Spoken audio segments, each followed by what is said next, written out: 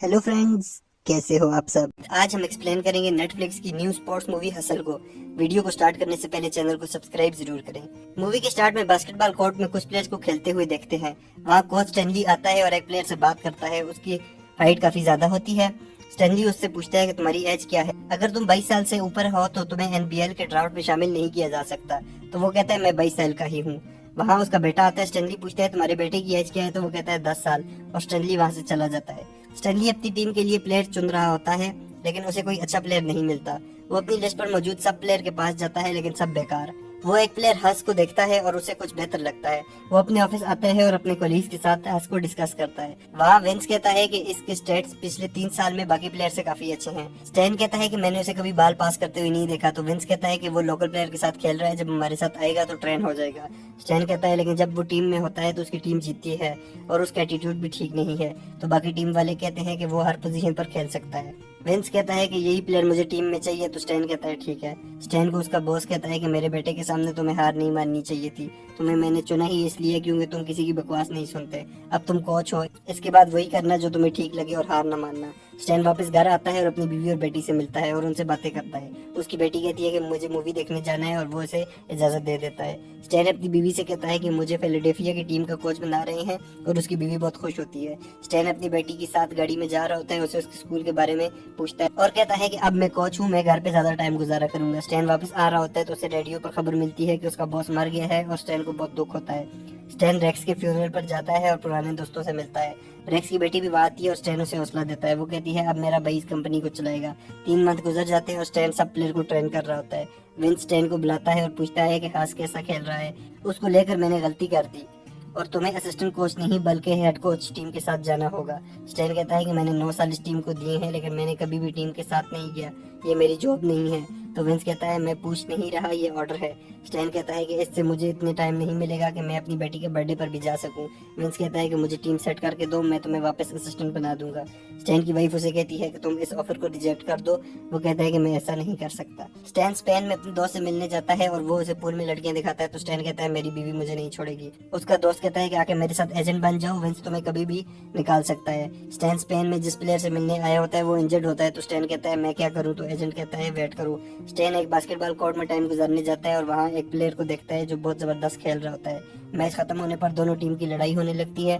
तो प्लेयर एक दूसरे को चैलेंज करते हैं और उनकी आपस में शर्त लग जाती है। स्टैन ये सब देख रहा होता है। लंबे कद वाला प्लेयर शर्त जीत जाता है। स्टैन उसके पीछे बात करने के लिए जाता है, लेकिन वो वहाँ बस में बैठकर वहाँ से चला जाता है। स्टैन भागकर उस बस को पकड़ता है और उस प्लेयर के पास जाकर बात करता है, लेकिन वो प्लेयर बगैर कुछ समझे वहाँ से चला जाता है। स्टैन उसके पीछे उसके घर पहुंच जाता है। वो अंदर से बेड लेकर आता है और स्टैन से कहता है कि तुम मेरा पीछा क्यों कर रहे हो। तो स्टैन डर जाता है। वो स्पेनिश में बात करने की कोशिश करता है, लेकिन इधर उधर की मारता है। फिर स्टैन डेरेक को कॉल करता है जो बास्केटबॉल का बड़ा प्लेयर था, और उस लड़के को जिसका नाम क्रूज होता है उससे बात करवाता है। स्टैन उसके घर में जाता है और क्रूज से कहता है कि 4500 से ज्यादा प्लेयर एनबीए खेलना चाहते हैं और मैं सब पर नजर रखता हूँ। अब तुम मुझे अपनी कहानी सुनाओ। तो उसकी मामा क्रूज की सारी कहानी बताती है कि वो बचपन से बास्केटबॉल का शौकीन था, लेकिन गुर्बत की वजह से वो ज्यादा नहीं खेल सका और उसके फादर भी हमें छोड़कर चला गया है। क्रूज को पहले भी एक क्लब ने बुलाया था, लेकिन इसकी बेटी पैदा हुई तो ये कभी गया ही नहीं। स्टैन कहता है कि मैं लोगों से बात करता हूँ। क्रूज की मामा पूछती है कि इसकी सैलरी होगी। तो स्टैन कहता है कम से कम $9 लाख। तो मामा कहती है ये बीमार भी हुआ तो फिर भी खेलेगा। नेक्स्ट डे स्टैन क्रूज को बुलाता है और उसको स्पेनिश नेशनल कोच से मिलाता है और कहता है आज तुम कुछ प्लेयर के साथ खेलोगे। स्टैन विंस को कॉल करता है और क्रूज के बारे में बताता है। विंस कहता है कि 8 साल से वो प्रॉपर बास्केटबॉल नहीं खेला। तो स्टैन कहता है कि किसी को इसके बारे में नहीं पता और एनबीए में ये हमारा सीक्रेट वेपन बन सकता है, लेकिन विंस इस बात पर राजी नहीं होता। तो स्टैन फिर भी क्रूज को लेकर स्पेन से अमेरिका आ जाता है। स्टैन एयरप्लेन में अपनी सीट क्रूज को देता है ताकि उसकी बॉडी पर ज्यादा जोर न पड़े और खुद इकॉनमी क्लास में जाता है। एयरपोर्ट पर क्रूज को रोक देते हैं और स्टैन को पता चलता है कि 5 साल पहले वो जेल गया था क्योंकि उसने एक आदमी को जख्मी कर दिया था। पुलिस वाला स्टैन से कहता है कि ख्याल रखना, अगर इस पर कार का चलान भी हुआ तो ये वापस पहन जाएगा और कभी अमेरिका नहीं आ सकेगा। तो स्टैन उसे कहता है कि ये बात किसी को न बताना। स्टैन क्रूज को होटल में रखता है और उससे कहता है कि ख्याल रखना कि कोई मसला ना हो। स्टैन कहता है कि यहाँ एक लोकल बास्केटबॉल मैच होने वाला है और तुम वहाँ जाकर अपना नाम बना सकते हो। स्टैन वहाँ पर क्रूज को विंस और हेड कोच से मिलाता है और विंस से कहता है तुम्हें आज इस बच्चे के पोटेंशियल का पता चलेगा। क्रूज वहाँ बड़े प्लेयर के साथ खेलता है। शुरू में क्रूज अच्छा खेलता है, लेकिन बड़े प्लेयर के प्रेशर में वो नर्वस हो जाता है और उससे गलती होती है। स्टैन कहता है कि मैंने उस पर बहुत जल्दी बोझ डाल दिया है। वो इससे भी बहुत अच्छा खेल सकता था। तो हेड कोच कहता है वो अच्छा खेला, आज पहली बार थी, उसे हौसला दो। विंस आकर कहता है कि तुम्हारा स्पेनिश लड़का काम का नहीं है, तुम दोबारा कोई अच्छा प्लेयर ढूंढ कर दो। तो स्टैन गुस्से में कहता है तुम्हारी नौकरी गई बाढ़ में, मैं जॉब छोड़ रहा हूँ। और हेड कोच से कहता है कि जब ड्राफ्ट आए तो क्रूज का नाम उसमें लिखवा देना। क्रूज स्टैन से कहता है कि मैं वापस जाऊंगा, मुझे अच्छा नहीं खेलने आता। तो स्टैन कहता है एक बुरा दिन और तुमने हार मान ली, तुम्हें इस गेम से प्यार है तो हार क्यों मान रहे हो? यहाँ पर हजारों लोग और भी हैं जो तुम्हारी तरह खेल नहीं सकते, लेकिन वो इस गेम से प्यार करते हैं। स्टैन उससे कहता है क्या तुम एनबीए खेलना चाहते हो? तो वो कहता है हाँ। तो स्टैन कहता है फिर कभी हार नहीं मानना। स्टैन क्रूज को सुबह 4 बजे उठाता है और कहता है कि 1 मंथ में ड्राफ्ट होने वाला है, अभी तुमने तैयारी करनी है। स्टैन क्रूज की प्रैक्टिस करवाता है और पहले उसे रोड पर भगवाता है।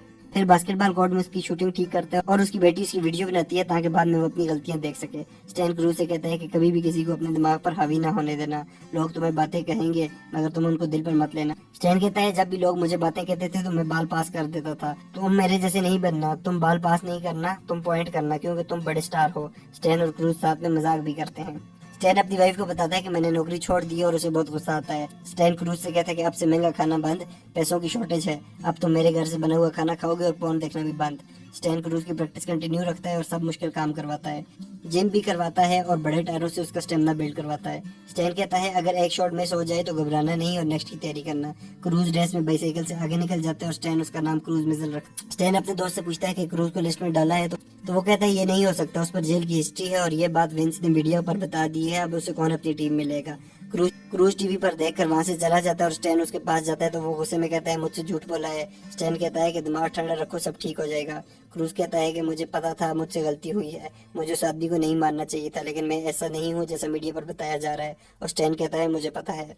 स्टैन बताता है कि एक दिन मैं और लियोन पार्टी पर गए थे और वापसी पर मेरा एक्सीडेंट हो गया और मेरा हाथ इतना खराब हुआ कि मैं उसके बाद बास्केटबॉल नहीं खेल सका और 6 मंथ जेल में भी लगा। रात को स्टैन सबको कॉल करता है और कहता है कि क्रूज को खिला लो, लेकिन कोई भी उसकी बात नहीं सुन। स्टैन बहुत परेशान होता है और उसकी बेटी कहती है कि हम क्रूज की वीडियो ऑनलाइन डाल देते हैं, लोग देखेंगे तो उसे पसंद करेंगे। क्रूज एक मशहूर सेलिब्रिटी को बुलाता है और लोकल वीडियो बनाता है जहाँ वो लोगों से कहता है कि अगर क्रूज को किसी ने हराया तो उसे $100 मिलेंगे। वहाँ कोई भी क्रूज को नहीं हरा पाता और उसकी वीडियो वायरल हो जाती है, सब लोग क्रूज को पसंद करते हैं। क्रूज से खेलने वाला वही प्लेयर वहां पर आता है जिसने क्रूज को प्रैक्टिस मैच में बहुत तंग किया था। दोनों बराबर खेलते हैं और आखिर में क्रूज उसे हरा देता है और सब लोग कहते हैं कि उसे ड्राफ्ट में होना चाहिए।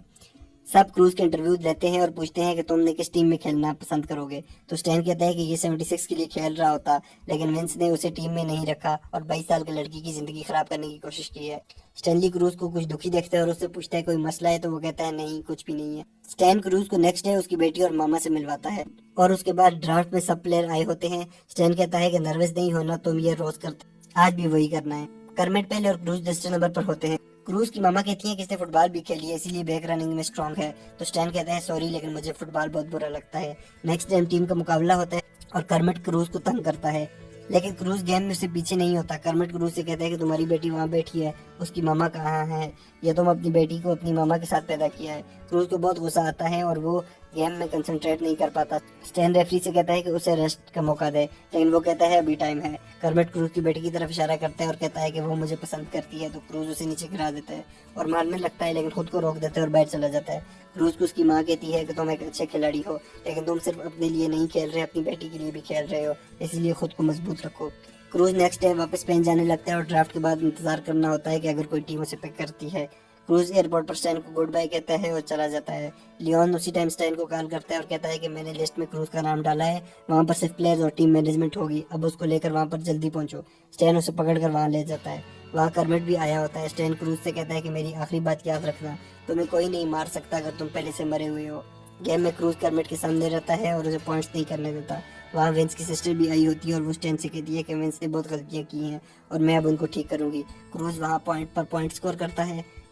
5 मंथ के बाद स्टैन दोबारा विंस की कंपनी में असिस्टेंट कोच लग गया होता है और आज एनबीएल का फाइनल होता है जहाँ फिलाडेल्फिया भी पहुंच गई होती है और क्रूज दूसरी टीम में खेल रहा होता है। स्टैन जाकर उसे गले लगाता है और उसे गुड लक विश करता है। गेम स्टार्ट होती है और इसके साथ ही मूवी खत्म हो जाती है। ये स्पोर्ट ड्रामा मूवी आपको कैसी लगी हमें कमेंट करके जरूर बताएं। वीडियो को लाइक करें। Thanks for watching, please subscribe.